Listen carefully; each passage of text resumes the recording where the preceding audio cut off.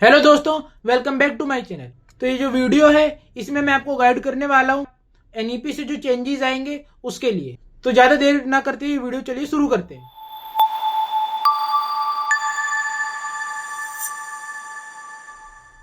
तो जो सबसे पहली बात आती है यह है कि अब आपकी सेमेस्टर बेस्ड एग्जाम होंगे, मतलब साल में 2 बार होंगे।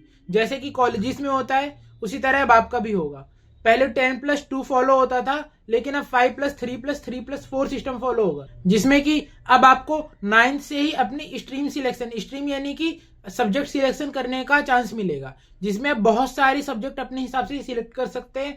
और आप 10th के बाद ही वोकेशनल स्टडीज के लिए जा सकते हैं। वो वोकेशनल स्टडीज मतलब जिससे आपकी स्किल एनहेंसमेंट होगी, जो आपको स्किल डेवलपमेंट में हेल्प करेंगे। और उसका आपको एक डिप्लोमा टाइप एक सर्टिफिकेट मिलेगा, जिससे आपको जॉब सिक्योर करने में आसानी होगी। क्लास 9th से 12th तक ये आपके जो 4 साल है सेमेस्टर बेस्ड एग्जाम होंगे, और इसमें जो भी बोर्ड एग्जाम होंगे साल में 2 बार होंगे। काफी सारे चेंज होने वाले हैं, जैसे कि अब ओपन बुक एग्जाम की बात हो रही है, तो शायद अगले साल तक ये भी इम्प्लीमेंट हो जाए। अब जो बात आती है ये है कि अब आपकी लाइफ में क्या चेंजेस आएंगे। तो जो सबसे पहले चेंज आता है कि आपको काफी लिबरेशन मिलती थी। ऐसा इसलिए बोल रहा हूँ क्योंकि पहले आपके टीचर आपको फ्री रखते थे मतलब आपको काफी ज्यादा छूट मिलती थी, काफी ज्यादा लिबरेशन मिलती थी। नोटबुक बनाने पे या फिर कम काम होता था तब भी आपको टीचर हो गए छोड़ देते थे। अटेंडेंस कम होती थी तब भी आपको लिबरेशन मिल जाती थी। लेकिन अब क्या है, अब ऐसा नहीं होने वाला है। अब आपका रिकॉर्ड सीबीएसई में टाइमली अपडेट होगा, जिससे अगर आपकी कम अटेंडेंस है तो आपके लिए एक प्रॉब्लम हो सकती है।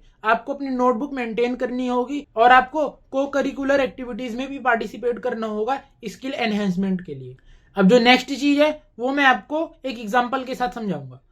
आपके अब साल में 2 बार बोर्ड एग्जाम होने वाले हैं। तो मान लेते हैं कि आपके 12 महीने स्कूल लगता है। वैसे होता तो यह है कि आपके करीब करीब 200 दिन के करीब स्कूल लगता है, 250 दिन, 200-250 ऐसे वेरी करता है। लेकिन हम मान लेते हैं कि आपके पूरे 365 दिन स्कूल लगेगा 12 महीने।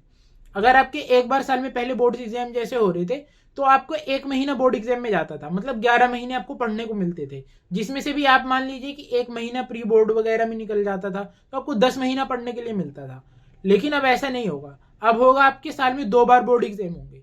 तो आपको क्या है कि आपके 2 महीने तो यही निकल गए बोर्ड एग्जाम देने में, तो 10 महीने बचे। इसमें भी आप मान लीजिए 15-15 दिन 2 बार के बोर्ड एग्जाम के प्री बोर्ड में निकल गए। इसके अलावा भी आपको इन सब्जेक्ट के प्रैक्टिकल देने हैं, आपको नोटबुक मेंटेन करनी है, और आपको को करिकुलर एक्टिविटीज में पार्टिसिपेट भी करना है।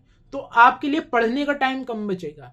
तो आप ये मत सोचिए कि साल में 2 बार बोर्ड एग्जाम हो रहे हैं तो हमें एक बार आधा सिलेबस पढ़ना है, एक बार आधा।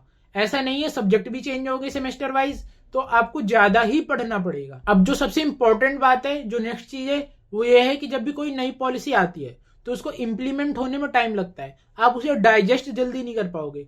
जैसे कि अब आपको पता चला हमारे पास ये सेट ऑफ सब्जेक्ट है नए, अब आपको उसमें से डिसाइड करना है। पहले तो हम 11th में जाके डायरेक्ट स्ट्रीम सिलेक्शन करते थे, लेकिन अब हमें 9th से ही सब्जेक्ट का सिलेक्शन करना है, जिससे क्या होगा कि आपको मेंटल डिफिकल्टी आएगी, मतलब डिसाइड करने में प्रॉब्लम आएगी। नए सब्जेक्ट आपको एक्सपीरियंस ही नहीं कि सब्जेक्ट में क्या पढ़ेंगे। बहुत सारे सब्जेक्ट जो वेरी करते हैं, जो आपने पहले पढ़े भी हैं और कुछ नहीं भी पढ़े हैं, तो आपको डिसीजन मेकिंग में थोड़ी दिक्कत होने वाली है।